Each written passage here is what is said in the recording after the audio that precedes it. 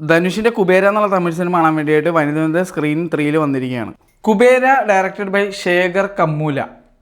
അപ്പോൾ ആള് ഒരു തെലുങ്കു ഡയറക്ടറാണ്. പക്ഷേ ഈ സിനിമയിൽ രശ്മിക മന്ദാന ആയാലും ശരി ധനുഷായാലും കറക്റ്റായിട്ട് ലിപ്സിങ്ക് ഞാൻ ശ്രദ്ധിച്ചപ്പോൾ മനസ്സിലായത് തമിഴിലാണ് സംസാരിക്കുന്നത്. നാഗാർജുന പക്ഷേ തെലുങ്കിലാണ് സംസാരിക്കുന്നത്. പിന്നെ ഹിന്ദി ആക്ടേഴ്സായിട്ടുള്ള ആളുകളെല്ലാവരും വന്നിട്ട് ബോളിവുഡിൽ നിന്ന് അഭിനയിച്ചുള്ളവരൊക്കെ മറാഠിയും ഹിന്ദിയൊക്കെയാണ് സംസാരിക്കുന്നത്. അപ്പോൾ if my guess is right, ഇത് ഒറിജിനലി ഷോട്ട് ഇൻ ഒരു പർട്ടിക്കുലർ ലാംഗ്വേജ് എന്ന് പറയാൻ പറ്റൂല. ധനുഷിൻ്റെ അവസ്ഥ ഈ സിനിമയിൽ എന്താണെന്ന് വെച്ച് കഴിഞ്ഞാൽ, അല്ലെങ്കിൽ നാഗാർജുനയുടെ അവസ്ഥ എന്താണെന്ന് വെച്ച് കഴിഞ്ഞാൽ, സച്ചിന് സേവാകും, സെഞ്ചുറി അടിച്ചിട്ടുണ്ട്, പക്ഷേ ഇന്ത്യ കളി പൊട്ടി എന്നുള്ള ഒരവസ്ഥയാണ് എനിക്ക് ഫീൽ ചെയ്തത്. കാരണം ഈ സിനിമയിൽ രശ്മിക മന്ദാനയുടെ അഭിനയം എനിക്ക് ചിലയിടങ്ങളിൽ കുഴപ്പമില്ല, ചിലയിടങ്ങളിൽ അൺസഹിക്കബിളായിരുന്നു. എന്തിനാണ് ഇങ്ങനെ ഓവർ ആക്ട് ചെയ്യുന്നത് എന്ന് എനിക്ക് മനസ്സിലാവുന്നില്ല. തെലുങ്ക് സിനിമ അല്ലെങ്കിൽ തെലുങ്ക് ഓഡിയൻസിനെ തൃപ്തിപ്പെടുത്താൻ വേണ്ടിയിട്ടാണോ ആ ഒരു എക്സാജറേറ്റഡ് ലെവൽ ഓഫ് ആക്ടിങ് എന്ന് എനിക്ക് പലപ്പോഴും ചിന്തിച്ച് പോയ ഒരവസ്ഥ ഒക്കെ ഉണ്ടായിരുന്നു. പിന്നെ അതുപോലെ തന്നെ ഇതിനകത്ത് ധനുഷിൻ്റെ ഇൻട്രോ കണ്ടപ്പോൾ ഞാൻ വിചാരിച്ചു ഇതൊരു ആഗോള ലെവൽ പടമായിരിക്കും എന്നുള്ളത്. ആദ്യത്തെ ഒരു 20 മിനിറ്റ്സ് അല്ലെങ്കിൽ ഒരു അരമണിക്കൂർ ഭയങ്കര രസമായിട്ട് പോയിക്കൊണ്ടിരുന്ന വെച്ചാൽ സിനിമ കുറച്ച് കഴിഞ്ഞപ്പോഴേക്കും നല്ല രീതിയിൽ മടുത്തു തുടങ്ങി എന്നുള്ളൊരു അവസ്ഥയിലേക്ക് എത്തി.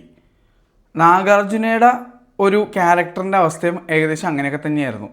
ആദ്യം വളരെ നീറ്റായിട്ട് പോയിക്കൊണ്ടിരുന്നത് വെച്ചാൽ ഒരു ക്യാരക്ടറും സിനിമയുടെ കഥാഗതിയും പരിപാടികളൊക്കെ ആയിരുന്നെങ്കിലും സിനിമ സെക്കൻഡ് ഹാഫ് കഴിഞ്ഞാൽ പിന്നെ ഇതെങ്ങനെയെങ്കിലുമൊക്കെ ഒന്ന് തീരടേ എന്നൊക്കെ പറഞ്ഞു പോകുന്ന ഒരു അവസ്ഥയായിരുന്നു.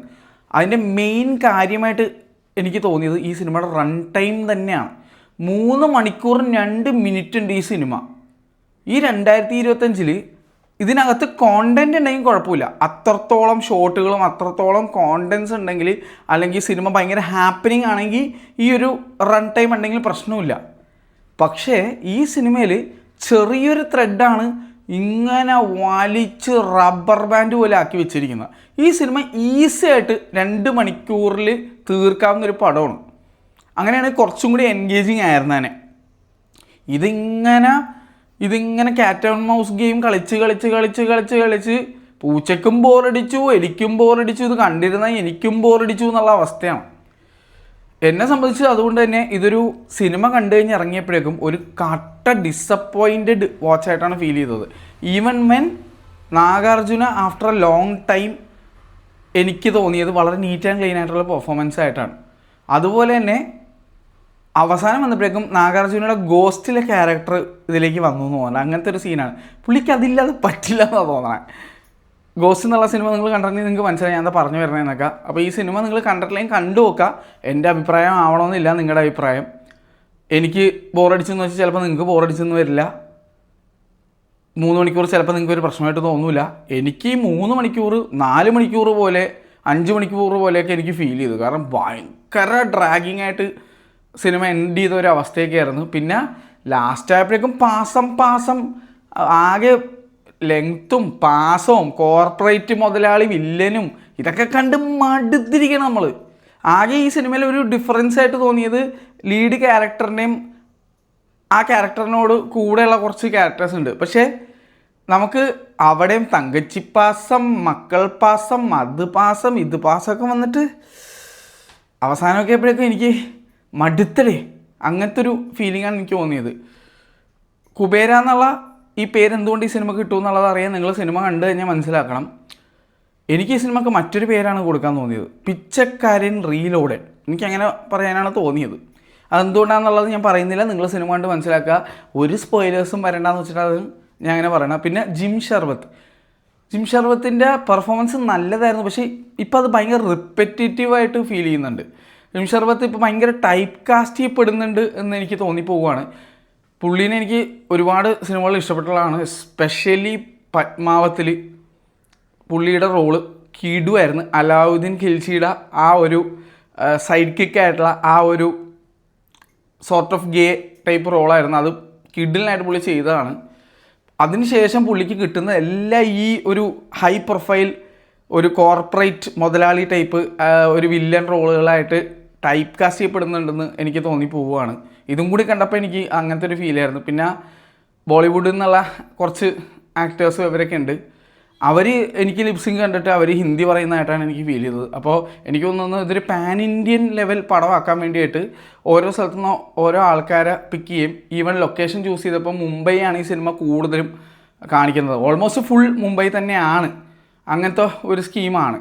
അപ്പോൾ അവരോട് നിങ്ങൾ നിങ്ങളുടെ ലാംഗ്വേജിൽ തന്നെ ഡയലോഗ് പറഞ്ഞു, നമ്മൾ ഡബ് ചെയ്ത് ശരിയാക്കാന്നുള്ള സീനിലാണത് പോയെന്ന് തോന്നുന്നുണ്ട്. പക്ഷേ എനിക്ക് തോന്നിയത് എന്താണെന്ന് വെച്ച് കഴിഞ്ഞാൽ ഇപ്പോൾ വാരിസ് എന്നുള്ള സിനിമയിൽ എന്താ പറ്റിയത്, ഡയറക്ടർ തെലുങ്ക് ഡയറക്ടറായിരുന്നു. പടം എടുത്തു വന്നപ്പോഴേക്കും പാസം വിത്ത് തെലുങ്കിഷ് സീരിയൽ ടൈപ്പ് ലെവൽ സെറ്റപ്പിൽ പോയി.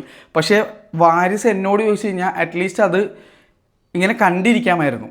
ഒരു മസാലപ്പടം കാണുന്ന രീതിയിൽ അതിങ്ങനെ കണ്ടിരുന്ന് പോകാമായിരുന്നു. ടയറിങ് ആയിട്ട് ഫീൽ ചെയ്തില്ല. കുറേ ഓവർ ആക്ടിങ് ഉണ്ട്, സംഭവം ഒക്കെ ഉണ്ട്. പക്ഷേ ഒരുപാട് നല്ല പാട്ടുകളും ഗ്രാൻഡ് സെറ്റൊക്കെ ഇട്ടിട്ട് ഡാൻസും പരിപാടിയൊക്കെ ആയതുകൊണ്ട് രശ്മികയുടെ ഡാൻസും നല്ല പാട്ടുകളും കൊണ്ട് നമുക്കത് കണ്ടിരിക്കാമായിരുന്നു. ഈ സിനിമ എന്ന് പറഞ്ഞാൽ ഇതിനകത്ത് അങ്ങനെ വലിയ പാട്ടും പരിപാടിയൊന്നുമില്ല. ഒരു പാട്ടുണ്ട്, അതിനകത്ത് ധനുഷിൻ്റെ ഡാൻസ് ഉണ്ട്. പക്ഷേ ആ പാട്ട് ന്യൂഡിൽസിൻ്റെ ഇടയിൽ ചാളക്കറി എന്ന് പറഞ്ഞ പോലെ ഒരു വല്ലാത്ത സിറ്റുവേഷനിൽ ആ പാട്ട് കൊണ്ടുവരും. അത് പാട്ടിന് വേണ്ടി ആ ഒരു സാധനം തള്ളിക്കയറ്റി അവിടെ പാട്ടും വെച്ച് അവിടെ ധനുഷിന് ഒരു ഡപ്പാങ്കുത്ത് കളിക്കാനുള്ള ഒരു സാധനം കൊടുത്തേക്കാണ്.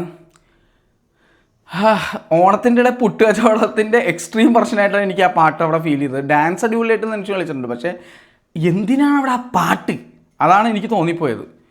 അപ്പോൾ ഇങ്ങനെ കുറേ പ്രശ്നങ്ങൾ എനിക്ക് ഈ സിനിമയിൽ ഫീൽ ചെയ്തു. ഞാൻ വളരെ എക്സ്പെക്റ്റ് ചെയ്തിട്ടാണ് ഈ സിനിമയ്ക്ക് പോയത്. കാരണം വെച്ച് കഴിഞ്ഞാൽ ഇതിൻ്റെ ഫസ്റ്റ് ലുക്ക് പോസ്റ്റർ കിഡുമായിരുന്നു. അപ്പം ഞാൻ മനസ്സിലാക്കേണ്ടത് ഇതെന്തോ ഒരു ട്രഷർ ഹണ്ട് പോലത്തെ എന്തോ ഒരു സാധനമാണ്. അതുപോലെ മേ ബി കുറച്ച് ഫാൻറ്റസി എലമെൻറ്റ്സ് ഒക്കെ ഉണ്ടാവും എന്നൊക്കെ വിചാരിച്ചത്. ട്രെയിലർ കണ്ടപ്പോഴും ഞാനിങ്ങനെ എന്തൊക്കെയോ ഹിഡൻ രീതിയിലാണ് പോകണമെന്നൊക്കെ വിചാരിച്ചിരിക്കുന്നതായിരുന്നു. പക്ഷേ ഒന്നും ഉണ്ടായില്ല. അങ്ങനത്തെ ഒരു അവസ്ഥയാണ് സംഭവം. ഇതിൻ്റെ ത്രെഡ് ഡിഫറൻ്റ് ആണ്. തുടക്കത്തെ ഞാൻ പറഞ്ഞില്ല, ആ ഒരു 20 മിനിറ്റ് അരമണിക്കൂർ നൈസായിട്ട് പോയിക്കൊണ്ടെന്ന് വെച്ചാൽ പടം കല ഉടഞ്ഞ് നശിഞ്ഞ് ആളിഞ്ഞ് വിളിഞ്ഞ് ഒരു വിധത്തിൽ മനുഷ്യൻ കണ്ടു തീർത്ത ഒരവസ്ഥയായിട്ടാണ് എനിക്ക് ഫീൽ ചെയ്തത്. അപ്പോൾ എനിക്ക് ഈ സിനിമ സത്യം പറഞ്ഞാൽ ബോധിച്ചില്ല. അത് ഞാൻ ഒരു മയമില്ലാതെ ഇവിടെ തുറന്നു പറയാണ്. നിങ്ങൾക്ക് എന്നോട് ഒരു വിരോധം തോന്നരുത്, എൻ്റെ മേക്കേഴ്സിനും എന്നോട് ഒരു വിരോധം തോന്നരുത്. കാശ് കൊടുത്ത് ടിക്കറ്റ് എടുത്ത് സിനിമ കണ്ടിട്ട് എനിക്ക് എന്താണ് തോന്നിയെന്നുള്ളത് ഞാൻ ജസ്റ്റ് തുറന്നു പറയുന്നേ ഉള്ളൂ. ഇന്ന് എന്തായാലും എനിക്ക് വേറെ ഒരുപാട് സിനിമകൾ കാണാനുണ്ട്. അപ്പോൾ ഞാൻ കൂടുതലൊന്നും പറഞ്ഞ് വീഡിയോയുടെ ലെങ്ത്തും കൂട്ടാനുള്ള നിങ്ങളെ മുഷിപ്പിക്കുന്നില്ല. സിനിമ കണ്ട് മുഷിഞ്ഞിരിക്കുന്നതാണ് ഞാൻ. എന്തായാലും എനിക്ക് ഈ പടം വർക്കായില്ല എന്ന് പറഞ്ഞുകൊണ്ട് ഞാൻ എൻ്റെ വാക്കുകൾ നിർത്തുന്നു. നിങ്ങൾക്ക് എന്ത് തോന്നി ഈ സിനിമ കണ്ടിട്ടെന്നുള്ള ഒന്ന് കമൻറ്റ് ചെയ്യുക. ഞാനൊരു കട്ട ധനുഷ് ഫാനാണ്. അതുകൊണ്ട് തന്നെ I am looking forward to the next movie from Dhanush മോശമായിട്ട് ഈ സിനിമ ചെയ്തിട്ടില്ല. ഈ സിനിമ വെട്ടിച്ചുരുക്കാമായിരുന്നു. അങ്ങനെയാണെങ്കിൽ കുറച്ചുകൂടി നല്ലൊരു എക്സ്പീരിയൻസ് ആയിരുന്നാനേ എന്ന് എനിക്ക് ഫീൽ ചെയ്തു. പിന്നെ Rashmika Mandanna, why you are not a bad actress. പക്ഷേ നിങ്ങൾ എന്തുകൊണ്ട് ഇങ്ങനെ അഭിനയിക്കുന്നു എന്ന് എനിക്ക് മനസ്സിലാവുന്നില്ല. ചില്ലർ പാർട്ടിയിൽ തന്നെ അഭിനയിച്ച ആൾ തന്നെയല്ലേ ഇത്? സോറി, ചില്ലർ പാർട്ടിയല്ല, കിറുക്ക് പാർട്ടി. ചില്ലർ പാർട്ടി ഹിന്ദി പടമാണ്, മാറിപ്പോയി പെട്ടെന്ന്. അതുപോലെ രശ്മിക നന്നായിട്ട് അഭിനയിച്ചതെന്ന് തോന്നിയ വേറെ കുറച്ച് സിനിമകളുണ്ട്. ഒന്നൊരു ഹിന്ദി പടമാണ്, പെട്ടെന്ന് എനിക്ക് ഓർമ്മ വരുന്നില്ല, അമിതാഭ് ബച്ചൻ്റെ കൂടെ ഉള്ളത്. അതുപോലെ തന്നെ അനിമലിലെ രശ്മികയുടെ അഭിനയം എനിക്ക് ഭയങ്കര ഇഷ്ടപ്പെട്ടിട്ടുണ്ടായിരുന്നു കേട്ടോ. ആരെന്തൊക്കെ പറഞ്ഞാലും എനിക്ക് ആ സിനിമ ഭയങ്കര ഇഷ്ടപ്പെട്ടതാണ്. അതിൽ രശ്മികയുടെ ആക്ടിങ്ങും എനിക്ക് ഇഷ്ടപ്പെട്ടതാണ്. അപ്പോൾ അതൊക്കെ അഭിനയിച്ചിട്ടുള്ള രശ്മിക എന്തുകൊണ്ട് ഇങ്ങനെ ചെയ്യുന്നു എന്ന് എനിക്ക് മനസ്സിലാവുന്നില്ല. ഈ ക്യാരക്ടർ ചിലപ്പോൾ ഇങ്ങനെ പ്ലേ ചെയ്യാൻ പറഞ്ഞുകൊണ്ടായിരിക്കാം അങ്ങനെ ചെയ്തിരിക്കുന്നത്. പക്ഷേ I was very disappointed with Har performance. Anyways ഇത്ര എനിക്ക് പറയാനുള്ളൂ. ശരി, ടാറ്റ.